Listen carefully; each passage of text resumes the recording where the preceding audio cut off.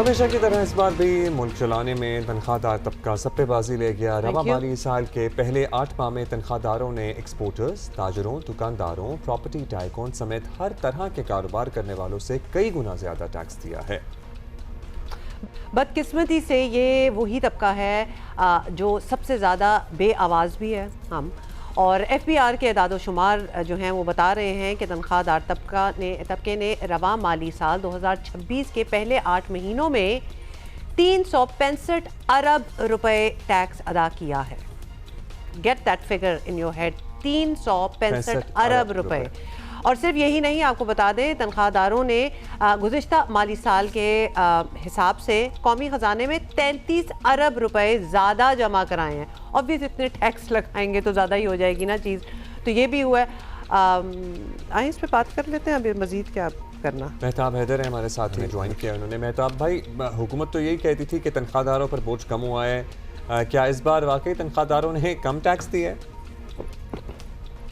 बिस्मिल्लाहिर्रहमानिर्रहीम। देखें, बुनियादी तौर पे जो लास्ट बजट था उसके दौरान हुकूमत ने कुछ इनिशियल जो स्लैब्स थे उसमें 2.5% की कमी की थी, लेकिन अगर आप पहले 8 माह के दौरान सैलरीड क्लास की कंट्रीब्यूशन देखें तो 365 बिलियन रुपीस सैलरीड क्लास ने जमा करवाए हैं, जो पिछले साल के 8 माह के मुकाबले में 332 अरब रुपए थे। तो सैलरीड क्लास का जो टैक्स बर्डन है वो बड़ा है। लेकिन इसमें यह बात मैं आपको बता दूं कि जो अपर इनकम स्लैब्स है, यानी जिसकी तनख्वाह 3 या 4 लाख रुपए से ज़्यादा है और अपर इनकम स्लैब्स में उसकी वो आती है, उनके ऊपर टैक्स के बर्डन में इजाफा हुआ है। और जिनकी तनख्वाह उससे भी ज़्यादा है उन इंडिविजुअल्स के ऊपर सुपर टैक्स भी है। तो ये वो बुनियादी वजूहात हैं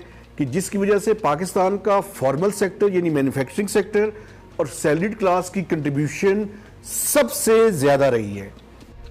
अच्छा ये बताएं, तनख्वाहदार टैक्स दे रहे हैं, ताजर, एक्सपोर्टर्स वगैरह जो हैं, तो इसके करीब भी नहीं है। एक बार फिर यही नज़र आ रहा है हमें, क्या इस तरफ अहदाफ पूरे हो जाएंगे? मतलब व्हाट्स द प्लान?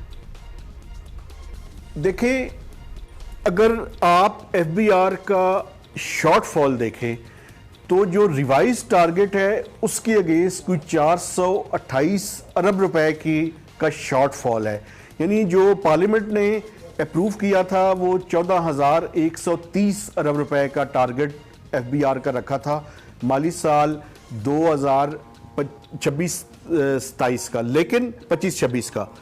लेकिन उसमें अगर सबसे ज़्यादा किसी की कंट्रीब्यूशन है तो वो सैलरीड क्लास की है। और तवक्को ये की जा रही है कि इस माली साल के इख्तिताम तक जो सैलरीड क्लास है वो कोई 550 अरब रुपए से ज़्यादा का टैक्स जो है वो अदा करेगी।